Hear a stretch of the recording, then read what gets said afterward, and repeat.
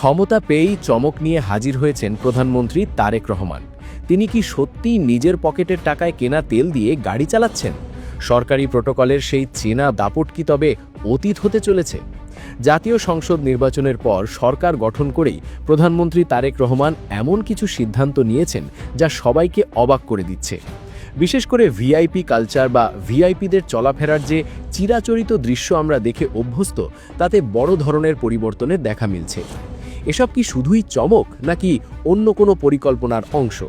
প্রধানমন্ত্রী বা ভিআইপিরা যখন রাস্তায় বের হন, তখন সাধারণ মানুষের অবস্থা কি হয় তা আমরা সবাই জানি। সাইরেনের শব্দ, পুলিশের হুইসেল আর ঘন্টার পর ঘন্টা আটকে থাকা গাড়ি। কিন্তু এবার কি সেই চিত্রে কোনো পরিবর্তন আসছে? খবর পাওয়া যাচ্ছে প্রধানমন্ত্রী তারেক রহমান তার চলাচলের ক্ষেত্রে প্রোটোকল নিয়ে বিশাল এক পরিবর্তনের নির্দেশ দিয়েছেন। তিনি নাকি সরকারি গাড়ি ব্যবহার করবেন না। বিষয়টি অবাক করার মতো হলেও সত্য যে তিনি নিজস্ব ব্যবস্থাপনায় যাতায়াত করার সিদ্ধান্ত নিয়েছেন। মানে হলো গাড়ির ড্রাইভার থাকবে তার ব্যক্তিগত, এমনকি গাড়ির জ্বালানিও কেনা হবে নিজের টাকায়। রাষ্ট্রীয় কোষাগারের টাকা বাঁচানোর এই উদ্যোগ নিঃসন্দেহে নজিরবিহীন। সাধারণত প্রধানমন্ত্রীর গাড়ি বহরে আমরা ১৩ থেকে ১৪টি গাড়ির লম্বা লাইন দেখতে পাই। নিরাপত্তার অজুহাতে বা প্রোটোকলের স্বার্থে এই বিশাল বহর নিয়ে চলাটাই যেন নিয়ম হয়ে দাঁড়িয়েছিল। কিন্তু নতুন নির্দেশনায় এই গাড়ির সংখ্যা কমিয়ে মাত্র ৪টিতে নামিয়ে আনার কথা বলা হয়েছে। হ্যাঁ, মাত্র ৪টি গাড়ি নিয়ে প্রধানমন্ত্রী চলাচল করবেন। শুধু তাই নয়, আগে প্রধানমন্ত্রীর গাড়ি যাওয়ার সময় রাস্তার দুই পাশে পুলিশ সদস্যদের সারিবদ্ধভাবে দাঁড়িয়ে থাকতে দেখা যেত। রোদে পুড়ে বা বৃষ্টিতে ভিজে পুলিশ সদস্যদের এই দাঁড়িয়ে থাকার দৃশ্য আর দেখা যাবে না, কারণ প্রধানমন্ত্রী এই নিয়ম বাতিল করেছেন। তিনি চান না তার চলাচলের জন্য রাস্তায় এমন কোনো বাড়তি আয়োজন থাকুক যা সাধারণ মানুষের চোখে দৃষ্টিকটু লাগে বা পুলিশ সদস্যদের অহেতুক কষ্টে ফেলে। সাধারণত ভিআইপিদের গাড়িতে জাতীয় পতাকা উড়তে দেখা যায়। পতাকাবাহী গাড়ি মানেই রাস্তায় আলাদা আয়োজন। কিন্তু প্রধানমন্ত্রী সিদ্ধান্ত নিয়েছেন তিনি সাধারণ চলাচলের সময় গাড়িতে জাতীয় পতাকা ব্যবহার করবেন না। পতাকা কেবল তখনই ব্যবহার করা হবে যখন তিনি কোনো রাষ্ট্রীয় অনুষ্ঠানে যোগ দেবেন, অর্থাৎ দৈনন্দিন অফিস বা ব্যক্তিগত কাজে যাতায়াতের সময় তার গাড়িটি আর 10টা সাধারণ গাড়ির মতোই রাস্তায় চলবে। এবার নজর দেওয়া যাক প্রশাসনিক কাজের ধরনে। মন্ত্রিসভার বৈঠকগুলো সাধারণত অনুষ্ঠিত হয় প্রধানমন্ত্রীর কার্যালয়ে। এর ফলে যা হয়, সচিবালয় থেকে সব মন্ত্রী এবং সচিবদের প্রধানমন্ত্রীর কার্যালয়ে যেতে হয়। এই আসা যাওয়ার পথে তৈরি হয় বিশাল যানজট। সাধারণ মানুষ পড়ে চরম ভোগান্তিতে। এই সমস্যা সমাধানে প্রধানমন্ত্রী তারেক রহমান নির্দেশ দিয়েছেন, মন্ত্রিসভার বৈঠক এখন থেকে বেশিরভাগ সময় সচিবালয়েই অনুষ্ঠিত হবে। এর ফলে মন্ত্রীদের আর দল বেঁধে প্রধানমন্ত্রীর কার্যালয়ে ছুটতে হবে না। রাস্তায় ভিআইপি মুভমেন্ট কমবে এবং সাধারণ মানুষের ভোগান্তিও কমবে। সচিবালয়ে বসে কাজ করার এই সিদ্ধান্ত প্রশাসনের কাজে গতি আনবে বলে মনে করা হচ্ছে। কাজের গতির কথা যখন উঠলই, তখন আরেকটি গুরুত্বপূর্ণ খবর দিই। প্রধানমন্ত্রী তারেক রহমান প্রশাসনিক কাজে বাড়তি গতি আনতে সপ্তাহে ৬ দিন অফিস করার সিদ্ধান্ত নিয়েছেন। প্রতি শনিবারও তার কার্যালয় খোলা থাকবে। যেখানে সরকারি ছুটির আমেজে শনিবারের ঢিলেঢালা ভাব থাকার কথা, সেখানে খোদ প্রধানমন্ত্রী অফিস করবেন, যা প্রশাসনের অন্য কর্মকর্তাদের জন্য এক কড়া বার্তা। কাজের প্রতি এই বাড়তি মনোযোগ কি নতুন বাংলাদেশের ইঙ্গিত? সেটাই এখন দেখার বিষয়। সরকার গঠনের পর সংসদীয় দলের প্রথম বৈঠকেই বড় একটি ধাক্কা এসেছে এমপিদের সুযোগ সুবিধার ক্ষেত্রে। আমরা এতদিন দেখেছি এমপি হলেই শুল্কমুক্ত গাড়ি আমদানির সুযোগ থাকে ঢাকায় প্লট পাওয়ার নিশ্চয়তা। কিন্তু এবার বিএনপি দলীয় সংসদ সদস্যরা শপথ নেওয়ার পরপরই সিদ্ধান্ত নিয়েছেন তারা কেউ শুল্কমুক্ত গাড়ি বা সরকারি প্লট নেবেন না। বিএনপির মিডিয়া সেল থেকে এই তথ্য নিশ্চিত করা হয়েছে। জনগণের টাকায় কেনা বা জনগণের সম্পদ হিসেবে গণ্য এই সুবিধাগুলো ত্যাগ করা নিঃসন্দেহে একটি সাহসী পদক্ষেপ। সরকারি সুযোগ সুবিধা কমিয়ে আনার এই নীতিগত সিদ্ধান্ত যদি শেষ পর্যন্ত অটুট থাকে, তবে তা বাংলাদেশের রাজনীতিতে এক নতুন দৃষ্টান্ত স্থাপন করবে। নির্বাচনের আগে ইশতেহারে অনেক প্রতিশ্রুতি দেওয়া হয়েছিল। সরকার গঠনের পর সেই প্রতিশ্রুতিগুলো কি ফাইলবন্দি হয়ে পড়ে থাকবে, নাকি দ্রুত আলোর মুখ দেখবে? মন্ত্রিসভার প্রথম বৈঠকেই এই বিষয়গুলো নিয়ে কড়া নির্দেশনা দেওয়া হয়েছে। বিশেষ করে ফ্যামিলি কার্ড, বৃক্ষরোপণ এবং খাল খনন কর্মসূচি নিয়ে জোর আলোচনা হয়েছে। ফ্যামিলি কার্ডের বিষয়টি নিয়ে সাধারণ মানুষের আগ্রহের শেষ নেই, কারণ এর সাথে সরাসরি আর্থিক সুবিধার সম্পর্ক রয়েছে। এই কার্ডের মাধ্যমে সুবিধাবঞ্চিত মানুষের কাছে সহায়তা পৌঁছে দেওয়ার কাজ যাতে দ্রুত শুরু হয়, সে ব্যাপারে সংশ্লিষ্টদের নির্দেশ দেওয়া হয়েছে। সরকার মাত্র দায়িত্ব নিয়েছে, কিন্তু এখনই তারা আগামী ১৮০ দিনের বা ৬ মাসের একটি রোড ম্যাপ তৈরি করার কথা ভাবছে। সরকার অগ্রাধিকার ভিত্তিতে কর্মসূচি বাস্তবায়নের জন্য এই 180 দিনের পরিকল্পনা ঘোষণা করবে। রমজান মাসে যাতে দ্রব্যমূল্য নিয়ন্ত্রণে থাকে এবং মানুষ স্বস্তিতে রোজা রাখতে পারে সেদিকে বিশেষ নজর দেওয়ার কথা বলা হয়েছে। বিদ্যুতের সরবরাহ যাতে স্বাভাবিক থাকে সেই নির্দেশও এসেছে খোদ প্রধানমন্ত্রীর কাছ থেকে। এছাড়া গণমাধ্যম কমিশন গঠন নিয়েও কাজ করার ইঙ্গিত পাওয়া গেছে।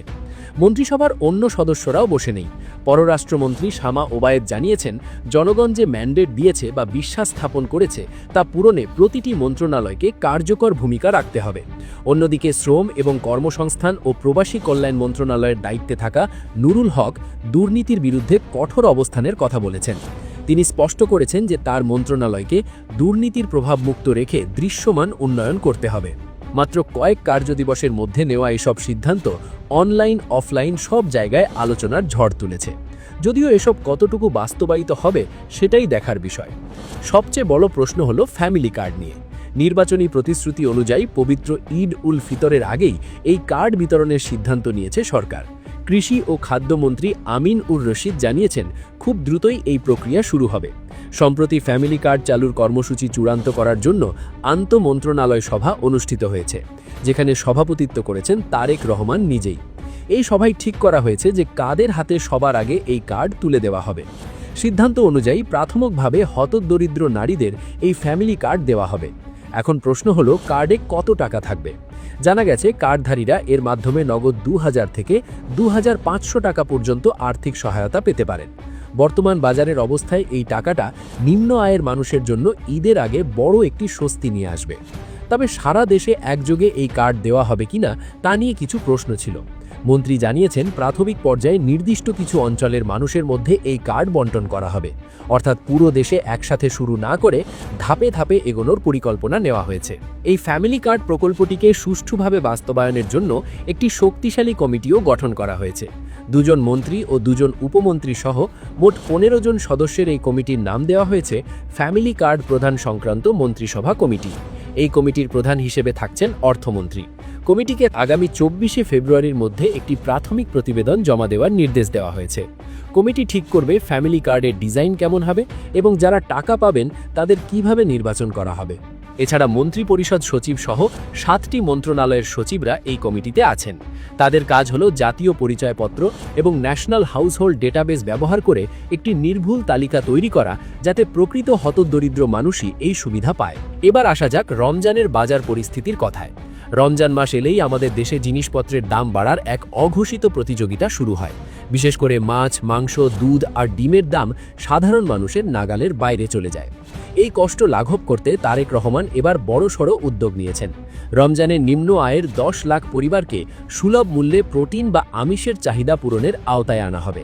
অর্থাৎ এবার 10 লাখ পরিবার কম দামে দুধ, ডিম ও মাংস কিনতে পারবেন।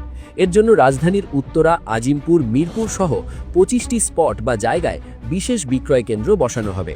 এই কার্যক্রম চলবে পুরো রমজান মাস ধরে। এখন প্রশ্ন হলো, দাম কত হবে? জানা গেছে, এখান থেকে 1 ডজন ডিম কেনা যাবে মাত্র 96 টাকায়, 1 কিলো দুধ পাওয়া যাবে 80 টাকায় এবং 1 কিলো গরুর মাংস পাওয়া যাবে 650 টাকায়। শুধু ঢাকায় নয়, দেশের অন্যান্য জেলাতেও এই উদ্যোগ ছড়িয়ে দেওয়ার পরিকল্পনা রয়েছে তারেক রহমানের। এর ফলে খোলা বাজারেও জিনিসপত্রের দাম কমে আসবে, কারণ সরকারিভাবে কম দামে পণ্য বিক্রি হলে অসাধু ব্যবসায়ীরা আর ইচ্ছে মতো দাম বাড়াতে পারবে না। রমজান মাসে কিছু অসাধু ব্যবসায়ী পণ্যের দাম বাড়িয়ে নিম্ন আয়ের মানুষের কষ্ট বাড়িয়ে দেয়। তারেক রহমানের মতে এই উদ্যোগ তাদের জন্য বড় সহায়ক হবে। ভবিষ্যতে এই কার্যক্রম আরও বড় পরিসরে করার পরিকল্পনাও রয়েছে। এছাড়া নির্বাচনী অঙ্গীকার হিসেবে কৃষি কার্ড এবং হেলথ কার্ড চালুর কথাও ভাবছেন তারেক রহমান। অর্থাৎ তারেক রহমান শুরুতেই বেশ কিছু ব্যতিক্রমী সিদ্ধান্ত নিয়েছেন। এখন এসব কতটুকু বাস্তবায়িত করতে পারবেন তারেক রহমান সেটা কদিন পরেই দেখা যাবে, কেননা আসল চ্যালেঞ্জ হলো বাস্তবায়ন।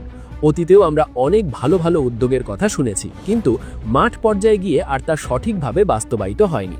ফ্যামিলি কার্ডের তালিকা তৈরিতে যাতে কোনো স্বজনপ্রীতি বা দুর্নীতি না হয় এবং সবাই যাতে এই টাকা পায় সেটা নিশ্চিত করাটাই হবে বড় পরীক্ষা। একইভাবে রমজানের পণ্য যাতে কালো বাজারে চলে না যায় সেদিকেও কড়া নজরদারি প্রয়োজন। রমজান শুরু হলেও এখনও নিত্যপণ্যের দাম সুলভ হয়নি। 180 দিনের রোডম্যাপ বাস্তবায়ন কতটুকু সফল হবে সেটার উপরই নির্ভর করছে তারেক রহমানের প্রাথমিক সাফল্য। এই বিষয়টি নিয়ে আপনার কি মতামত তা জানিয়ে দিন আমাদের কমেন্ট সেকশনে।